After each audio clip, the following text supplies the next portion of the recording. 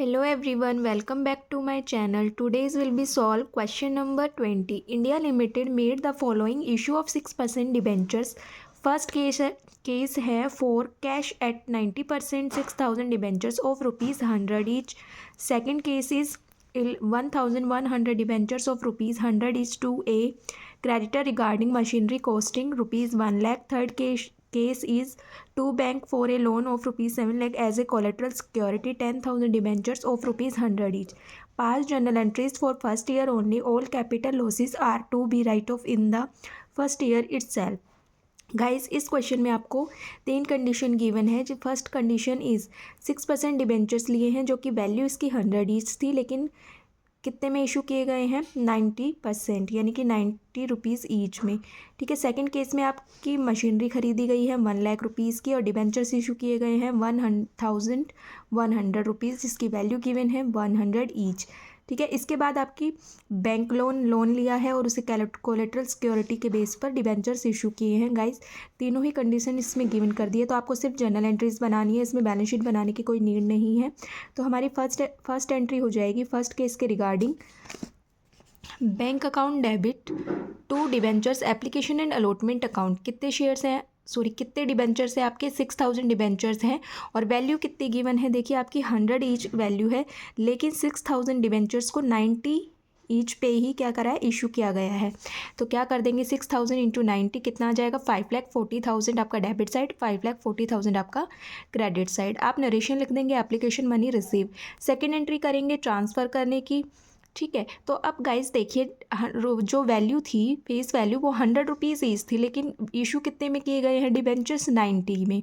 तो 10 जो होगा वो 10 क्या होगा, देखिए 100 में से माइनस कर देंगे आप 90 तो बचेगा 10, तो वो क्या हो जाएगा आपका डिस्काउंट ऑन डिबेंचर। डिस्काउंट पे ही किया गया है ना डिबेंचर्स को इशू। तो सेकेंड एंट्री क्या हो जाएगी, ट्रांसफ़र करेंगे हम डिबेंचर्स अकाउंट में, तो एंट्री हो जाएगी debentures application and allotment account debit discount on debentures account debit to 6% debentures account. ठीक है। डिबेंचर्स एप्लीकेशन अलॉटमेंट से डेबिट हो जाएगा आपका 5,40,000, डिस्काउंट हो जाएगा आपका 60,000 क्योंकि 6,000 आपके डिबेंचर्स दिए हुए हैं और 10% का आपका डिस्काउंट हो गया है, तो मल्टीप्लाई कर देंगे 60,000 और 6% डिबेंचर में आपका कंप्लीट वैल्यू से मल्टीप्लाई हो जाएगा, यानी कि 6,000 इंटू 100, तो ये आ जाएगा आपका 6 लाख। गाइस ये आपका फर्स्ट केस था। सेकेंड केस कहता है कि 1,100 debentures of rupees 100 each creditors regarding machinery costing 1 lakh. Debentures issue किए गए हैं 1,100 लाख डिबेंचर्स ऑफ 100 ईच, लेकिन इसमें से 1 लाख की तो मशीनरी ले ली गई है, तो मशीनरी आपके पास आई है तो आप उसे डेबिट कर देंगे। तो फर्स्ट एंट्री क्या हो जाएगी सेकेंड केस की, machinery account debit to vendors account. कितने में मशीनरी परचेज की है 1 लाख डेबिट में आ जाएगा और 1 लाख आपका क्रेडिट में आ जाएगा। नरेशन लिख देंगे परचेज ऑफ मशीनरी।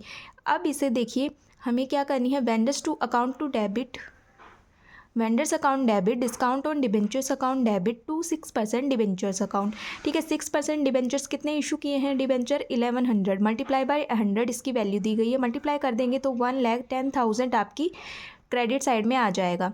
ठीक है। और इसमें से देखिए 1 लाख की मशीनरी खरीद ली है तो बचा कितना 10,000, राइट। तो 10,000 का क्या हो जाएगा डिस्काउंट हो जाएगा आपका। ठीक है। इसके बाद है आपका थर्ड केस है कि to bank for a loan of 7 lakh as a collateral security 10,000 debentures of 100 each. तो बैंक से लोन लिया गया है तो इसकी एंट्री कर देंगे, तो क्या एंट्री हो जाएगी bank account debit to bank loan account. कितने का लिया है 7 लाख का डेबिट में और 7 लाख आपका क्रेडिट में। नरेशन लिख देंगे loan taken secured by the issue of 10 lakh debentures. ठीक है गाइज। अब देखिए इसमें कोलेटरल सिक्योरिटी की एंट्री करनी है, तो क्या करेंगे हम डिबेंचर सस्पेंस अकाउंट को ओपन करेंगे, तो क्या एंट्री हो जाएगी आपकी debenture suspense account debit to 6% debenture account. कितना आ जाएगा आपका 10 लाख डेबिट में और 10 लाख ही आपका क्रेडिट में आ जाएगा। ठीक है। क्योंकि देखिए कोलेटरल सिक्योरिटी के वे में 10,000 डिबेंचर्स को इशू किया गया है और वैल्यू कितनी गिवन है 100 गिवन है, तो मल्टीप्लाई कर देंगे 10,000 को 100 से, तो ये आ जाएगा आपका 10 लाख। इसके बाद बोला गया है कि all capital losses are to be write off in the first year itself.